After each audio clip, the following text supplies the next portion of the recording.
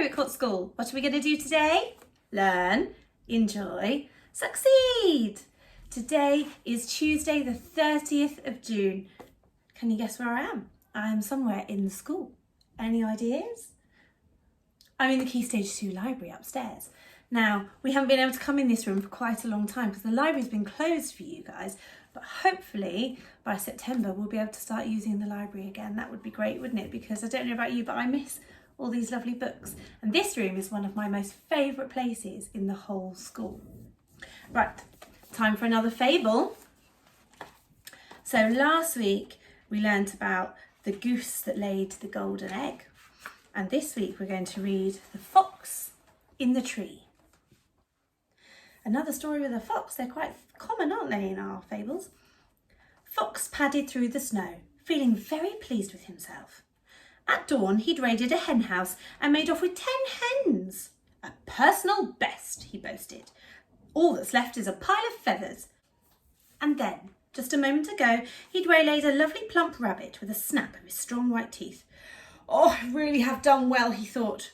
His stomach felt warm, happy and full. I'll go back to my den, he decided, and have a little nap. After all, I deserve one after such a busy morning. He hadn't gone far when he caught the most delicious scent in the air. His nostrils twitched. Do I smell more food? He looked around, but he could see nothing but snow and trees. How strange, thought Fox, following the smell to an old oak tree.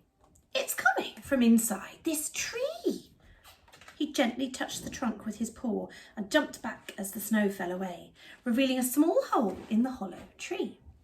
Tucked away inside, he saw a loaf of bread, a hunk of cheese, and even more tempting, a large chunk of meat. Ho, ho! Cried Fox.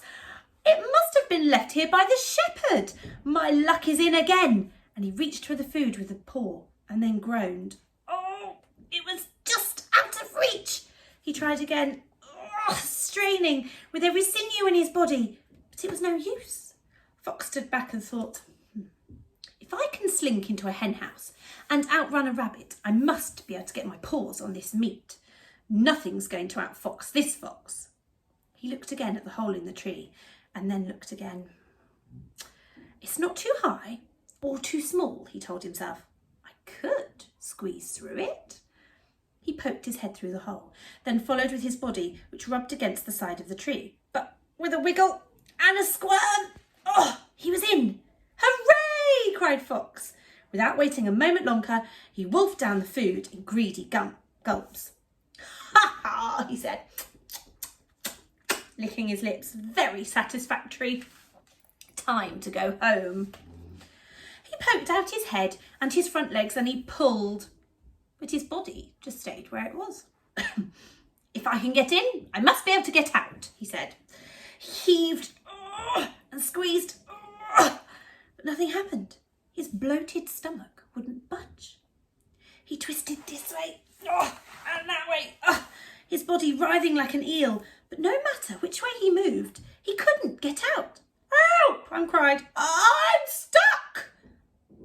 Soon, a whisper was spreading through the woods, from rabbits to squirrels to birds to moles. Fox is stuck in the hole! Quick, quick, come and see! The woodland animals crept out from their homes and gathered around the hollow oak tree, all staring up at Fox. You're stuck, they giggled. Not so scary now, is he? Said the baby rabbits. What happened? Asked a brave mole. Fox glared at them. I came in here to get some food, and now I can't get out again. He got what he deserved, said a little mouse, and everyone laughed. Fox ground his teeth, but managed not to lose his temper. If you could just pull my paws, he said, I might be able to get free. None of the animals moved. You two over there, said Fox, pointing to a couple of rabbits. Come, help me. The rabbits shook their heads. Why should we help you? They asked. All you do is eat us. Well, I'm not going to eat you now, am I? Said Fox. Still no one moved. Is no one going to pull me out of here? The animals shook their heads. Then what am I going to do? Fox said. Rabbit bounded up to him. You just have to wait until you're thin enough to come out again. That's what comes of being so greedy, added a squirrel. Fox waited and waited, eating nothing, only allowing rainwater to pass his lips. And then, on the third day of waiting, a very grumpy and rather thinner fox squeezed his way out of the hole at last. Well, that was a sorry time it ended up for Fox, didn't it? Can you guess what this moral is? Any ideas? Have a think. What do you think the moral of this story might be? Well, before I tell you the moral of this story made me think of a cartoon that I watched that I used to love when I was a child. Can anyone think what it might be? There's a very famous scene from a cartoon involving Winnie the Pooh, where Winnie the Pooh ended up in a very similar situation to the fox in this story. Have you seen it before? Let's have a look. 100-acre wood. Christopher Robin and his friends have had many wonderful adventures, and if I'm correct, I believe we have just enough time to see one. On this fine day, Winnie the Pooh was invited over to his friend Rabbit's house for a bit of lunch. Being served his most favourite of foods, Pooh happily sat down to eat. And he ate, and ate, and ate, and ate, and ate, and ate, and ate, and ate, and ate, and ate, until at last he said to Rabbit in a rather sticky voice, I must be going now. Goodbye, Rabbit. Oh, help and bother. Well, it all comes from eating too much. It all comes from not having front doors big enough. If I have to face that thing for months, well, I might as well make the best of it. Oh, no! There it is again! I'll just turn it to the wall. Oh, dear! Uh-huh. Pooh, Roo has a little surprise for you. Flowers! Honeysuckle. That's not bad.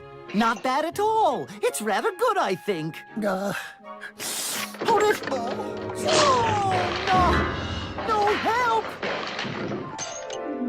Why did I ever invite that bear to lunch? And then one morning, when Rabbit began to wonder if Pooh might be stuck there forever, a miraculous thing happened. He budged! Hooray! Christopher Robin! Christopher Ribbon! He bidged! He badged! He booged! Today's the day! Heave ho! Heave ho! Heave, heave, heave, heave, heave! There he goes!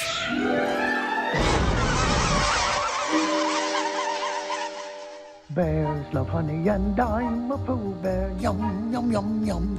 Yum, yum, yum. Time for something sweet. And just as quickly as Pooh became unstuck, he became happily stuck again in a very sticky place indeed. But that is an entirely different story for an entirely different time.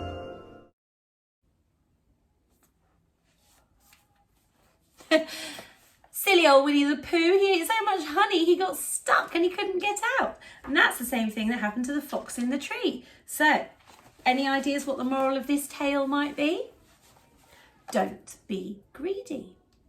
Fox ate so much food even when he wasn't hungry. Even after stuffing himself, he still couldn't resist. He still stopped and ate some more. And he wasn't actually hungry. And it meant that he was greedy. He ate more than he needed. And Winnie the Pooh did the same. He just couldn't resist that honey, could he?